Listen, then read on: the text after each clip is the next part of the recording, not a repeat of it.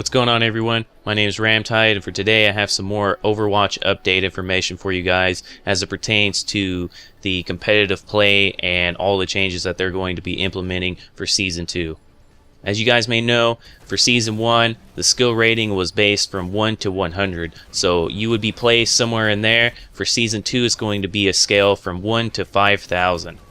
I like this change because when it came down to the difference between someone who's a skill rating of 50 and 55, it was a huge difference, but it didn't seem like that because it was just a 5-point difference out of the 100-point scale. So now it should be a much larger difference, and you should feel a little better about where your standing is based off of the number.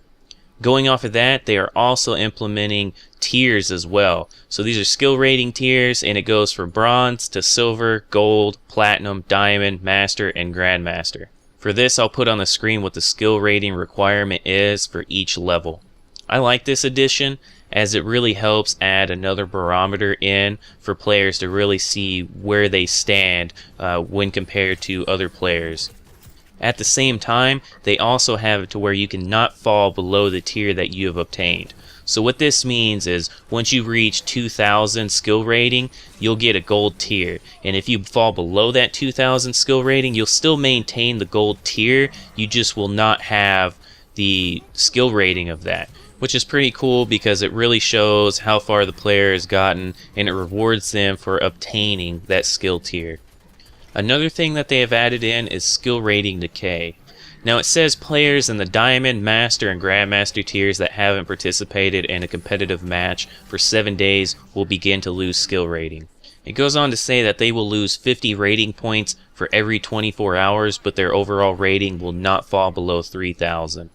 It also says that players that are in the top 500 that have not played for 7 days will immediately be dropped out of the 500. So that's interesting as well. It really makes it to where you need to play the game in order to get ranked high and maintain that ranking.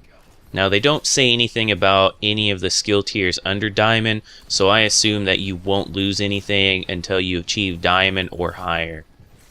Another thing that they're changing is what is required in order to be eligible for the top 500.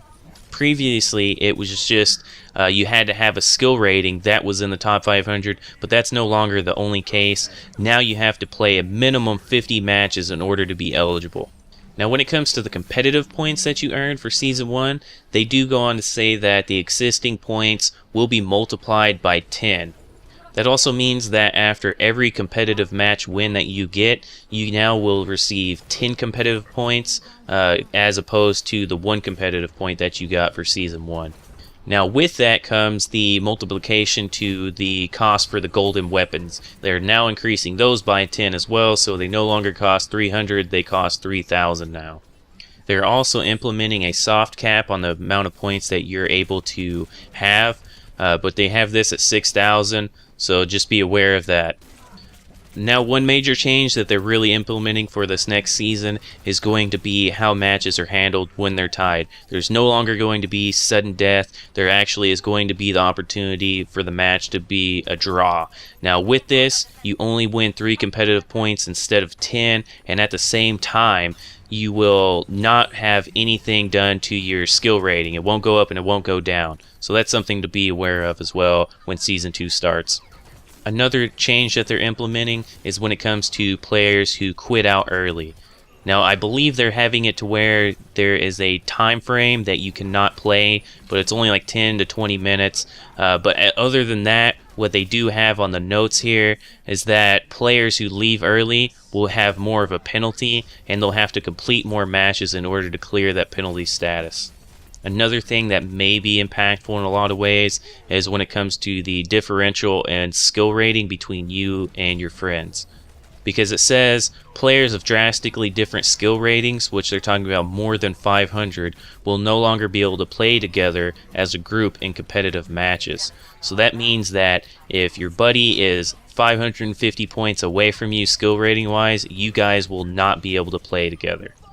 Now I like this change as it'll make competitive matches a little more even, as it's easier to balance out the teams. So with all these changes, Season 2 should be a much different game mode, and I hope that it works out. It seems like it will. I do like a lot of these changes. So I really look forward to trying it out. I hope you guys do too. And with that being said, I hope you have a wonderful day. RaMTEID out.